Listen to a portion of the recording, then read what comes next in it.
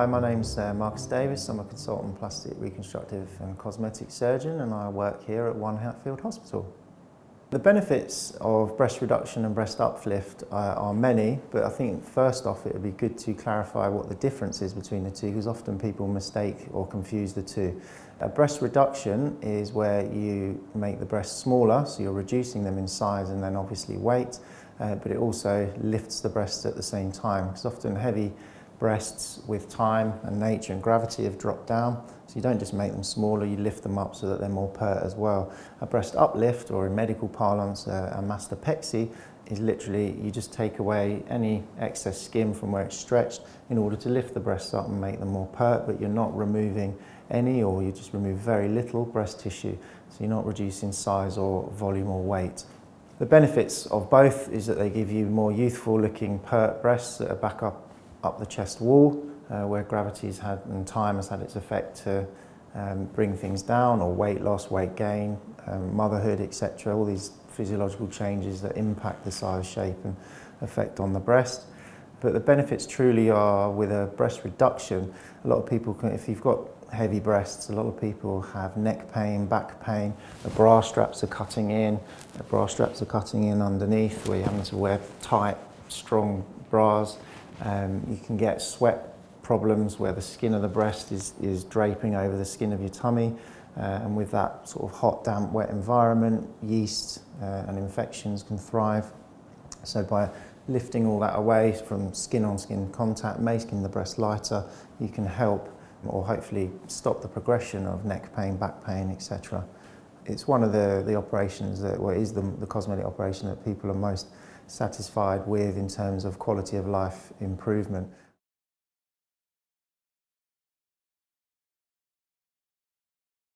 Surgery for breast reduction or breast mastoplexy involves a sleep, so that's under a general anaesthetic that's administered or given to you by an anaesthetist. The surgery itself involves, depending on what we need to do, it can involve just a cut around the nipple. For example, we're talking about an uplift here.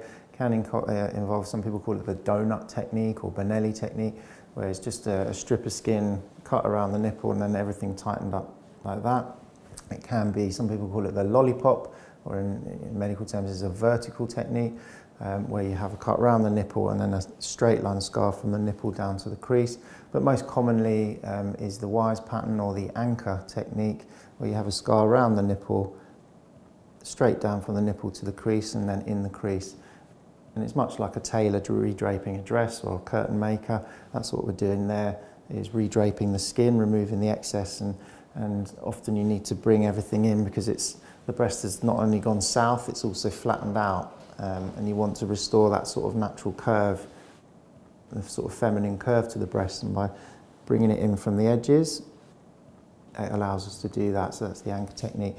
The incisions or the cuts are exactly the same for the breast reduction, and most commonly it would be the anchor technique, if not the vertical scar, in order to give maximum benefit in terms of tissue removed and the lift that you get. The surgery itself takes anywhere between 2 and 3 hours, and generally it involves a one-night stay, although it can be done as a day case, but that will be discussed at consultation, because there's lots of factors, including your medical history, that will impact on that, because you need to be safe as possible. All the stitches I use are all dissolvable, they're all internal, so you haven't got to worry about having stitches taken out. You come and see us a week later just to check your wounds, and then you see me at 6 weeks, 3 months, and however many other times afterwards, until you're healed and happy. Scars themselves can take 6, 12 or even 18 months to fully fade and settle in, but the scars are hidden in the crease. The vertical scar, you'd think would be the most noticeable, usually fades very, very well, as does the one around the nipple.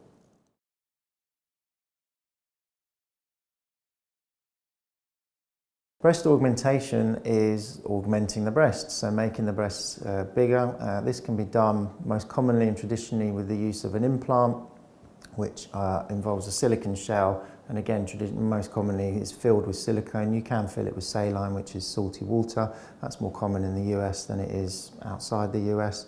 But for argument's sake, I always use silicone shell, silicone fill. The other technique that you can use is using your own body fat. So instead of putting an implant in, you liposuck fat away from areas that are perhaps more stubborn and resistant to weight gain and loss, and then you use that fat to build and add volume to your breast. You can do a combination where you put a smaller implant in and some of your body fats. It's kind of a mix and match. That's known as a composite breast augmentation, or some people term it as a hybrid breast augmentation. All have got their own merits, but it depends what you want to seek, a natural or a obviously augmented look, or somewhere in between.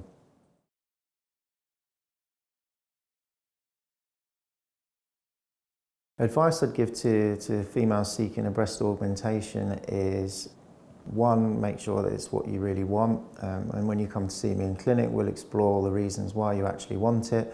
Make sure that you're in the right time of your life to be having it. You don't want external stresses.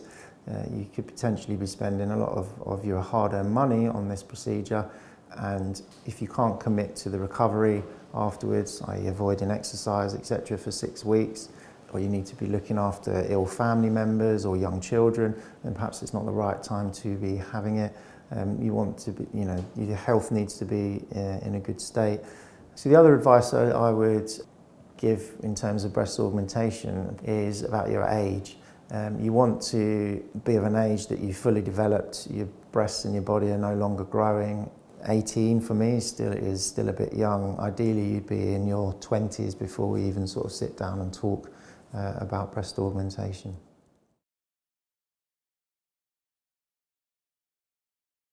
Surgery for breast augmentation involves a general anaesthetic, so that's you off to sleep, and that anaesthetic's given to you by a consultant anaesthetist. The surgery itself, if you have a traditional breast augmentation with an implant, you'll be asleep for somewhere in the region of an hour and 15 minutes, with the surgery usually taking 40-45 minutes of actual surgical time. The rest of it's going to sleep, waking up, all the safety checks, preparing your skin, putting the drapes on, etc., etc. If you have it with fat grafting, it takes a little bit longer because we need to harvest the fat usually from the abdomen, prepare the fat and then inject the fat in. And then if you have a hybrid composite augmentation where you have an implant plus some fat, it will take a little bit longer, usually around an hour and a half or so to do.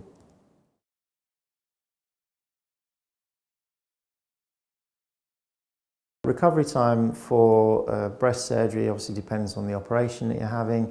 Something like just fat graft into breasts is effectively, I always say to people, whatever you're having, book 2 weeks off work, because you'd probably be good to go back to work after a week, but there's going to be some people that need that extra week. Now, most employers, if you book 2 weeks off work and you're good to go back to work after a week, they're more than happy that you cancel the second week. But most employers, again, if you only book 1 week off and then find that, I could do with the second week, you then ask for that second week and you've got no hope of getting that second week off, especially with no notice, unless you've got a really understanding boss. So I always advise book 2 weeks off work. In terms of recovery, it's no exercise, whether you have an uplift, breast reduction or augmentation, no exercise for 6 weeks. So what we don't want you doing is stretching everything while the scars are trying to heal. Because what's holding everything together at the time is the dissolvable stitches that are used, and the scars aren't fully formed and mature and strong enough to take those stresses of activity. And if your breasts are bouncing up and down through exercise, that's putting a lot of stress and strain on those healing tissues and on those scars.